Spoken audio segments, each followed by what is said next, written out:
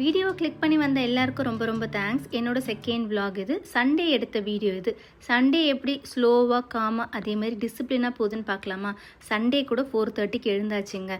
ஏன்னா இந்த ஒரு டைமை நான் மிஸ் பண்ணிட்டேன்னா நெக்ஸ்ட்டு ஒரு நாள் நான் வெயிட் பண்ணணும். இதே சேம் டைம் வந்து நான் என்னோடய மேனிஃபெஸ்டேஷன்லாம் ஸ்டார்ட் பண்ணுறதுக்கு. ஸோ ஒரு நாள் இதை மிஸ் பண்ணிடக்கூடாதுன்னு சண்டேவும் தானாக எழுந்துக்கிற ஒரு ஹேபிட் வந்துருச்சு. ஸோ எழுந்ததுமே வெளியில் வராதிங்க. எழுந்து ஒரு 10 மினிட்ஸ் நீங்கள் அப்படியே உட்காந்துருங்க. உட்காந்துட்டு இன்னைக்கு நாள் ரொம்ப ஹாப்பியாக இருக்கும், சக்ஸஸாக போகும், நினச்சது எல்லாமே நடக்கும். அந்த மாதிரி பாசிட்டிவாக காலையிலே உங்கள் மைண்டுக்கு ஃபீட் பண்ணிவிட்டு அதுக்கப்புறமா எழுந்து வெளியில் வாங்க. எழுந்த உடனே ஃபோன் பார்த்துறாதீங்க. இது எல்லாமே 30 மினிட்ஸ் ரூல்லையும் சொல்லியிருக்கேன், ஒவ்வொரு வீடியோலையும் சொல்கிறேன். ஸோ எழுந்து ப்ரஷ் பண்ணிவிட்டு ஃபேஸ்லாம் வாஷ் பண்ணிவிட்டு வந்து ஒரு கிளாஸ் தண்ணி குடிக்கணும். இது கண்டிப்பாக எல்லாருமே பண்ணணும். வாட்டர் அஃபர்மேஷன் சொல்லுவாங்க. நீங்கள் இந்த வாட்டர்கிட்ட ஏதாவது பாசிட்டிவாக பேசிவிட்டு அந்த தண்ணி குடிக்கும்போது இன்னும் சூப்பராக இருக்கும். பட் அப்படியே நீங்கள் குடித்தாலுமே ஓகே தான். ஃபர்ஸ்ட் தண்ணி குடிச்சிருங்க, அது ரொம்ப ரொம்ப முக்கியம். ஸோ தண்ணி குடித்ததுமே நார்மல் ரொட்டீன் விளக்கு ஏற்றுறது தான். ஸோ இந்த விளக்கு ஏற்றுறதுலேயே நிறைய பேர் டவுட் கேட்டிருந்தீங்க. முந்தின நாள் நீங்கள் சப்போஸ் நான்வெஜ் சாப்பிட்றீங்க, இல்லை வேறு ஏதோ வேலை, இல்லை ஒரு அந்யோன்யமான தம்பதிகள் அப்படி இருக்கிறீங்கன்னா நீங்கள் விளக்கு ஏற்றாதீங்க. அன்றைக்கி நீங்கள் குளிச்சுட்டு ஏற்றுங்க. இல்லை ஒரு நார்மல் டே தான் ப்ரீவியஸாக அப்படி போச்சுன்னா நீங்கள் தாராளமாக விளக்கு ஏற்றலாம், ஒன்றுமே ப்ராப்ளம் கிடையாது. ஸோ எல்லாம் முடிச்சுட்டு டைரி எழுத போகிறேன். இன்றைக்கி கிச்சன்லேயே நின்று டைரி எழுதிடலான்னு முடிவு பண்ணியிருக்கேன். ஸோ இந்த டைரி எப்படி எழுதுறது, மேனிஃபெஸ்டேஷன் எப்படி பண்ணுறதுன்னு நிறைய பேர் டவுட் கேட்டிருந்தீங்க. அதுக்கான வீடியோ இப்போ ரீசெண்டாக கொடுத்துருக்கேன். மேலே கார்ட்ஸ்லேயும் கொடுக்குறேன், டிஸ்கிரிப்ஷனை செக் பண்ணி பாருங்கள். ஸோ இந்த டீட்டெயில்ஸ் எல்லாமே அந்த வீடியோவில் தெளிவாக சொல்லியிருக்கேன். எப்படி ஸ்டார்ட் பண்ணணும், எந்த டைமில் எழுதணும், என்னென்ன மாதிரி எழுதணும், எத்தனை விஷ் நீங்கள் எழுதணும், இது எல்லாமே கரெக்டாக எனக்கு தெரிஞ்ச அளவுக்கு நான் எப்படி ஃபாலோ பண்ணணும் அது எல்லாமே உங்களுக்கு டீட்டெயிலாக சொல்லியிருக்கேன். ஸோ வேணுன்றவங்க செக் பண்ணி பாருங்கள். நான் சண்டே இருக்கிற பேஜில் என்னுடைய மேனிஃபெஸ்டேஷன் இன்றைக்கி எழுதிட்டேன்.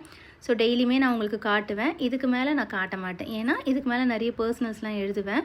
இதுக்கு முன்னாடி வீடியோ எல்லாமே உங்களுக்கு டீட்டெயிலாக சொல்லியிருக்கிறதால எப்படி எழுதணும் எல்லாமே உங்களுக்கு தெரிஞ்சிருக்கும். ஸோ இதுக்கப்புறம் நான் டைரி எழுதுறது மேக்ஸிமம் உங்களுக்கு காட்டாமல் என்ன எழுதியிருக்கிறேன்னு மட்டும் உங்களுக்கு நான் சொல்கிறேன், ஓகேங்களா? ஸோ சண்டேக்கானது என்னோடய கோல்ஸ் என்ன, மேனிஃபெஸ்டேஷன் எதை பற்றி எழுதினேன் எல்லாமே எழுதிட்டு க்ளோஸ் பண்ணியாச்சு. ஸோ அப்படியே வாசலுக்கு வந்தாச்சு. கோலம் போட தெரியாது அப்படின்றதால நிறைய ஸ்டென்சில்ஸ் வச்சுருக்கேன். ஸோ இது ரீசெண்டாக வாங்கின ஸ்டென்சில்ஸ் ரொம்ப சூப்பராக இருக்குது. உட்டன் ஃப்ரேமோடு வந்திருக்கு. மீஷோவில் தான் வாங்கியிருக்கேன். நிறைய ப்ராடக்ட்டுமே இந்த வீடியோவில் உங்களுக்கு காட்டுறேன். அதோட லிங்க் எல்லாமே கீழே டிஸ்கிரிப்ஷன்லுமே கொடுக்குறேன், செக் பண்ணி பாருங்கள். இந்த ஒரு ஸ்டென்சில் எனக்கு ரொம்ப பிடிச்சிருந்தது. ஏன்னா இது கொஞ்சம் டிஃப்ரெண்ட்டான கோலம். இந்த மாதிரி கோலம்லாம் ரொம்ப எனக்கு பிடிக்கும். நீங்கள் இதை போடும்போது கொஞ்சம் ஷேக் பண்ணாலும் அந்த டபுள் லைன்ஸ் தெரிய ஆரம்பிச்சிருது. ஸோ ஷேக் பண்ணாமல் நீங்கள் போடுங்க. எனக்குமே இந்த டபுள் லைன் தெரிஞ்சுது. ஸோ அவ்வளோதான். கோலம் போட தெரியலனாலும் இந்த மாதிரி மேனேஜ் பண்ணி என் வேலையை நான் முடிச்சுக்குவேன். அப்படியே நேராக கிச்சனுக்கு வந்தாச்சு. ஸோ ஒரு பக்கம் பால் காய்ச்ச போகிறேன், இன்னொரு பக்கம் என்னோடய டீடாக்ஸ் ட்ரிங்க்கும் போட போகிறேன். சண்டேன்றதால மூடு எப்படி இருக்கோ அதுக்கேற்ற மாதிரி காஃபி குடிக்கிறதோ இல்லை டீடாக்ஸ் ட்ரிங்க் குடிக்கிறதோ, இல்லை இது ரெண்டுமே இல்லைன்னா பூசணிக்காய் போட்டு ஜூஸ் குடிச்சிருவேங்க. இது எல்லாமே ஹெல்த்துக்கு நல்லது, வெயிட் லாஸ் ஆகும், தேவையில்லாத டீடாக்ஸ் எல்லாமே வெளியில் போயிடும்.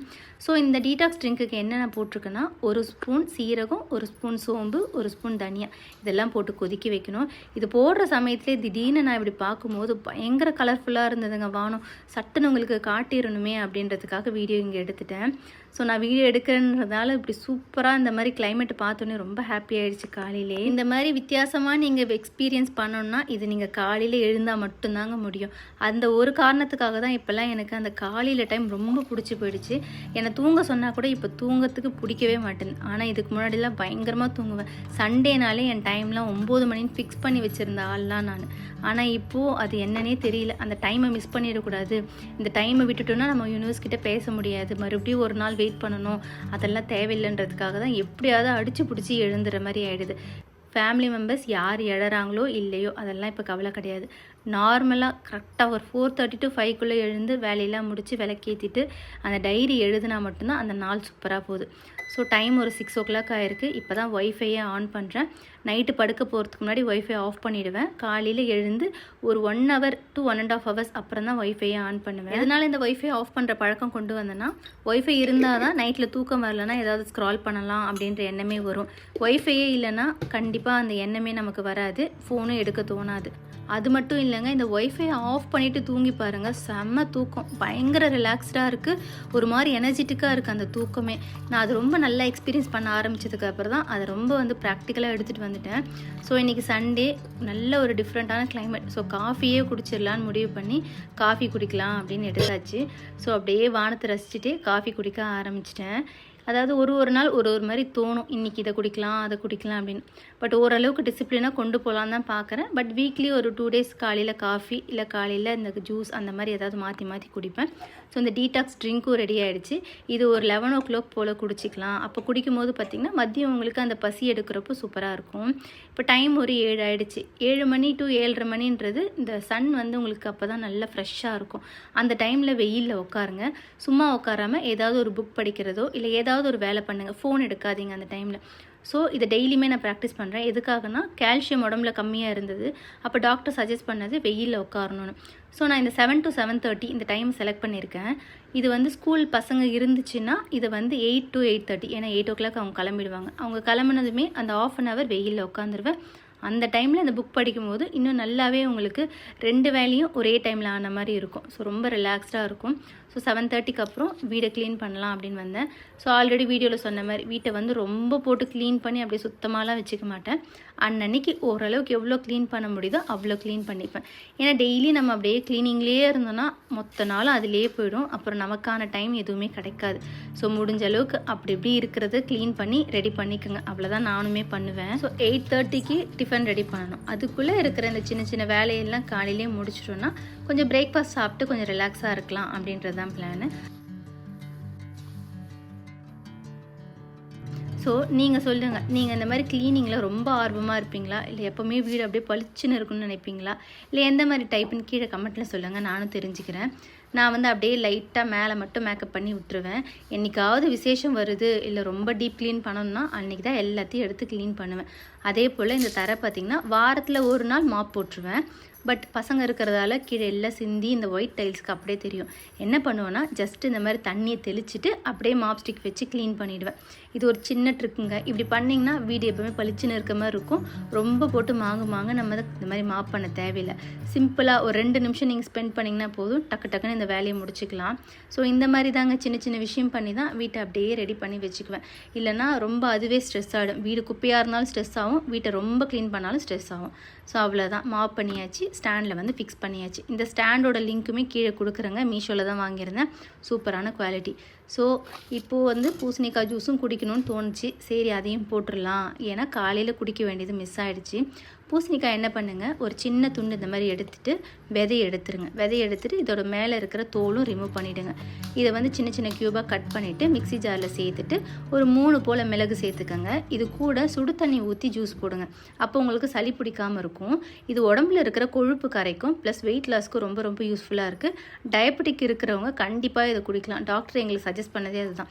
வீட்டில் யாராவது டயபெட்டிக் இருக்கிறாங்களோ அவங்களுக்கு கொடுங்க, இல்லை வெயிட் லாஸ் பண்ணுறவங்க எல்லாருமே குடிக்கலாம். ஸோ வாரத்தில் ஒரு 3 நாளைக்கு இந்த மாதிரி பூசணிக்காய் ஜூஸ் குடிச்சுக்குவேன்.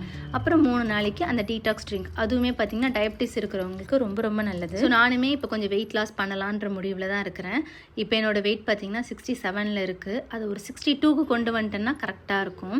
ஸோ இதுக்கு லைட்டாக உப்பு போட்டு குடிச்சிங்கன்னா இன்னும் சூப்பராக இருக்கும். வெறும் வயிற்றில் குடிச்சிங்கன்னா நல்லா எஃபெக்டிவாக இருக்கும். பட் எனக்கு வெறும் வயிற்றில் குடிக்கும்போது சளி பிடிக்கிற மாதிரி இருந்ததால் இந்த மாதிரி கொஞ்சம் நேரம் ஒரு காஃபி குடிச்சிட்டு 1 hour கழித்து குடிச்சிக்குவேன். அடுத்ததான் பிரேக்ஃபாஸ்ட் ரெடி பண்ண வந்துட்டேன். வேர்க்கடலை தாங்க வறுக்க போகிறேன்.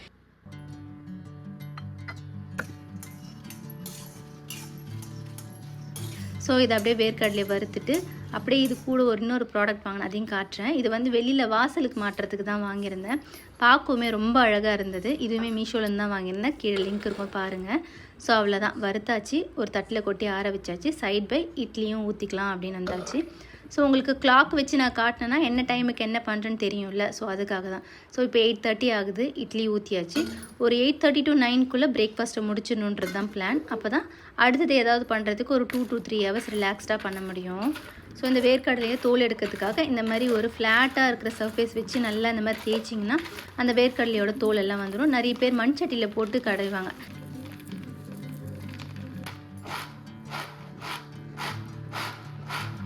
நான் இந்த மாதிரி தான் பண்ணுவேன். அப்படியே கிச்சன்லேயே ஒரு ஓரமாக வச்சு ஃபுல்லாக புடச்சி எடுத்துகிட்டு அப்படியே கையோடு க்ளீன் பண்ணிட்டோன்னா அந்த ஏரியா சுத்தமாகிடும். இந்த மெத்தடில் பண்ணும்போது உங்களுக்கு சுத்தமாகவே அதில் தோல் இருக்காது. பாருங்கள் எவ்வளோ க்ளீனாக வந்திருக்கு. அப்படியே கையோடு இதை நான் க்ளீன் பண்ணிடுவேன். ஏன்னா இப்போ தான் வீடு ஃபுல்லாக பெருக்கி ரெடி பண்ணி வச்சேன். இந்த குப்பை இருக்குது பாருங்கள், ஜஸ்ட்டு கொஞ்சம் காற்று அடிச்சதுன்னா மொத்த இடத்துலையும் போய் ஸ்ப்ரெட் ஆகிடும். கையோடு க்ளீன் பண்ணியாச்சு. சட்னி அரைக்க போகிறேன்.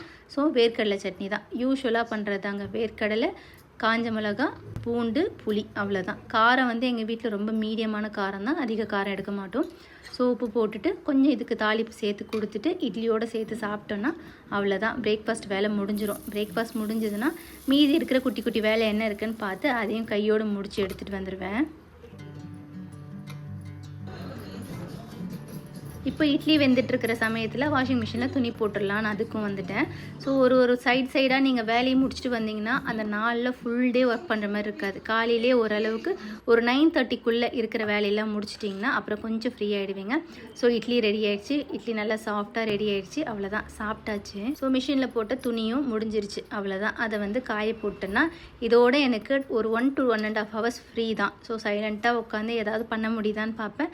இல்லைனா சும்மா படுத்து ஒரு 1/2 hour சைலண்ட்டாக ரெஸ்ட் எடுத்துருவேன்.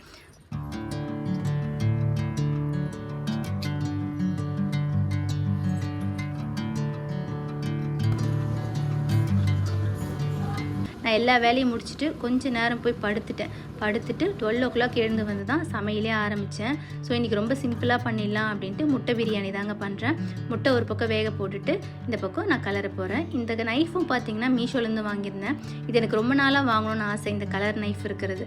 இது எப்படி கட் பண்ணுன்ற ஒரு டவுட் இருந்தது. பார்த்தா செம்ம சூப்பராக கட் பண்ணிச்சிங்க. இதோட லிங்க்குமே கீழே இருக்குது, செக் பண்ணுங்கள்.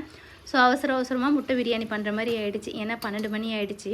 1 மணிக்குள்ளே சாப்பிட்ருவோம். ஸோ டக்குன்னு முடிச்சிடலாம் அப்படின்ட்டு எல்லாம் ரெடி பண்ணியிருந்தேன். இன்றைக்கி நான் பச்சரிசியில் தான் பிரியாணி பண்ணுறேன். யூஸ்வலாக சீரக சம்பா, இந்த பாஸ்மதி இதெல்லாம் பண்ணுவேன். பட் இன்றைக்கி என்னவோ டிஃப்ரெண்ட்டாக பச்சரிசிலே பண்ணிக்கலாம் அப்படின்னு ட்ரை பண்ணேன். பச்சரிசியில் பண்ணாலும் சூப்பராக வருங்க. பச்சரிசிக்கு தண்ணி பார்த்திங்கன்னா ஒரு டம்ளர் நீங்கள் அரிசி போடுறீங்கன்னா 2 டம்ளர் அளவுக்கு தண்ணி வச்சுக்கோங்க. அது கரெக்டான அளவாக இருக்கும். உதிரியாகவும் வரும், ரொம்ப குழஞ்சும் இருக்காது. சூப்பராக முட்டை பிரியாணி ரெடி ஆகிடுச்சு. இது கூடவே கொஞ்சம் சிக்கன் மட்டும் வெளியில் வாங்கியாச்சு. சண்டேஸில் மொத்தமாக வெளியில் வாங்குறதுக்கு பதிலாக ஒரு ஐட்டம் வீட்டில் செஞ்சுட்டு ஒரு ஐட்டம் வெளியில் வாங்கிட்டா நமக்குமே டைம் மிச்சமாகிடும். ஸோ அப்படியே ஒரு 3 மணி வாக்கில் கொஞ்சம் வீடியோ எடுக்க வந்தேன். மீஷோவில் வாங்கின ஐட்டம்ஸ் ரிவ்யூ தான். ஸோ இது பார்த்திங்கன்னா செராமிக் பவுல், ரொம்ப ஸ்ட்ராங், ரொம்ப சூப்பரான கலர்ஸ், பார்க்கவே அழகாக இருந்தது, ஸ்டர்டியாக இருந்தது. இது கூடவே குட்டி குட்டி செராமிக் பவுல்ஸுமே வாங்கியிருந்தேன். இதுவுமே ரொம்ப க்யூட்டாக இருந்தது. எல்லாமே ரொம்ப அஃபோர்டபுள் ப்ரைஸில் தாங்க வாங்கியிருந்தேன். அதனால தான் உங்கள் கூடயும் ஷேர் பண்ணுறேன். இப்போ மீஷோவில் வாங்கியிருந்த எல்லா ப்ராடக்ட்டோட லிங்க்குமே கீழே டிஸ்கிரிப்ஷனில் கொடுக்குறேன், செக் பண்ணி பாருங்கள். இந்த ஆர்ட் பார்த்திங்கன்னா ரொம்ப சூப்பராக இருக்குது. இது கூடவே இது வாசலில் மாட்டுறது தான், பட் கிச்சனில் மாட்டி வச்சுருக்கேன் இப்போதைக்கு. அதே மாதிரி வீடு ஃபுல்லாக இந்த பிளான்ட்ஸ் வைக்கணும்னு ரொம்ப ஆசை, பட் என்னால் மெயின்டைன் பண்ண முடியாது. ஸோ ஆர்டிஃபிஷியல் பிளான்ட்ஸ் வாங்கிட்டேன். கூடவே கொஞ்சம் ஃப்ரிட்ஜ் மேக்னெட்டும் இந்த லாங்காக இருக்கிற ஒரு ட்ரே வாங்கியிருந்தேன். இது பார்த்திங்கன்னா ரொம்ப சூப்பராக இருக்குது. மீஷோ ஹாலை நெக்ஸ்ட் வீடியோவில் போடுறேன். ஏன்னா ஆல்ரெடி வீடியோ ரொம்ப லென்த்தாக போயிடுச்சு. அதனால் ஜஸ்ட்டு ஒரு கிளிப் மட்டும் இதில் நான் காட்டிடுறேன். நெக்ஸ்ட்டு வரப்போகிற வீடியோவில் மீஷோவோட ஹால் அதில் என்னென்ன வாங்கியிருந்தனோ எல்லா ப்ராடக்ட்ஸுமே ஒரே வீடியோவில் காட்டி உங்களுக்கு கீழே லிங்க் கொடுத்துட்றேன். அவ்வளோதான், மணி ஒரு 4 ஆச்சு. காலையில் போட்ட துணியும் காஞ்சிருச்சு. ஸோ எல்லாத்தையும் எடுத்து இப்போவே கையோடு மடித்து வச்சிடலான்னு முடிவு பண்ணிட்டேன். ஏன்னா ஆல்ரெடி 3-4 நாள் சேர்ந்த துணி இருக்குது. அதோடு சேர்த்து இதையும் மடிச்சிட்டேன்னா அடுத்து ஒரு 3 நாளைக்கு துணி சேராது. அதனால் பாருங்கள், துணி மலை மாதிரி குவிஞ்சிருச்சு. ஒன்றும் பண்ணல, பசங்களே ஹெல்ப்புக்கு கூப்பிட்டாச்சு. ஆளுக்கு 4 நாள் துணியை மடித்து கொடுத்துட்டு விளையாட போயிடுங்க அப்படின்னு. ஸோ இந்த மாதிரி குட்டி குட்டியாக பசங்களையும் வச்சு நம்ம வேலை வாங்கினா தான் நம்ம கொஞ்சம் ரிலாக்ஸாக இருக்க முடியும். மொத்தமே நம்மளே பண்ணோன்னா ஃபுல்லாக ஸ்ட்ரெஸ் ஆகிடும்.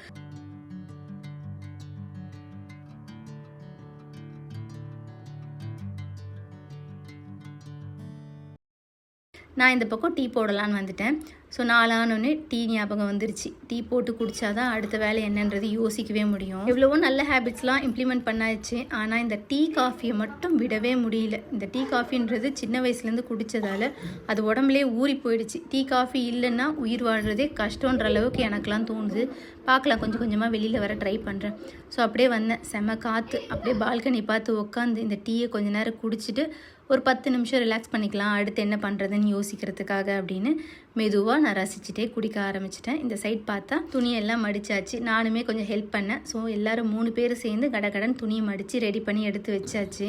அடுத்தது மணி 5 ஆச்சு. சரி இவ்வளோ நேரம் வீட்டுக்குள்ளவே இருந்தாச்சு, வெளியில் போய் 4 பேர் பார்க்கலாம், வாக்கிங் போகலான்னு சொல்லிட்டு கிளம்பிட்டேன். ஸோ வாக்கிங் போகிறதுமே ரொம்ப முக்கியங்க. நீங்கள் என்ன தான் வீட்டில் வேலை செஞ்சாலும் வெளியில் போய் ஒரு வாக்கிங்கோ இல்லை ஒரு எக்ஸசைஸோ பண்ணிங்கன்னா தான் அந்த வேர்வை வெளியில் வரும்போது உடம்புல இருக்கிற அந்த நெகட்டிவ் தாட்ஸும் அதோடு சேர்ந்து வெளியில் வந்துடும். ஏன்னா நம்ம உடம்புல ஏகப்பட்ட தாட்ஸை போட்டு டம்ப் பண்ணி வச்சுருப்போம். அது எல்லாம் சுற்றி சுற்றி வீட்டுக்குள்ளவே இருந்தோன்னா அது வெளியில் போகாது. ஸோ இந்த மாதிரி ஒரு ஃபிசிக்கலாக ஒரு எக்ஸசைஸ் கொடுங்க, வாக்கிங், ஸ்ட்ரெச்சு இல்லை ஏதாவது ஒன்று பண்ணுங்கள்.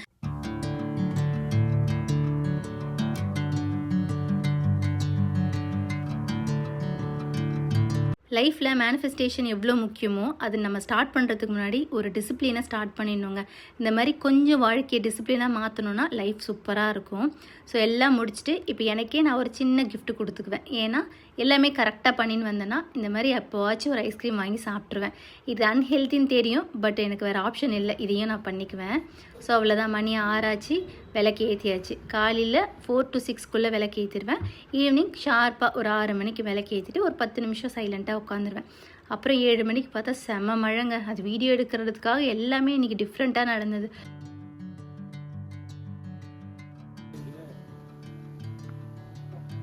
இந்த மாதிரி இடி மின்னல் இடிக்கும் போது இப்படி ஓரமாக நின்று நான் ப்ரே பண்ணிக்குவேன். நான் நினச்சது நடக்குமா அப்படின்னு. ஒரு மின்னல் வரும்போது ஒரு சந்தோஷம், ஓகே யூனிவர்ஸ் எதோ எனக்கு சொல்லுது அப்படின்னு நானே எனக்கு நினச்சிக்குவேன்.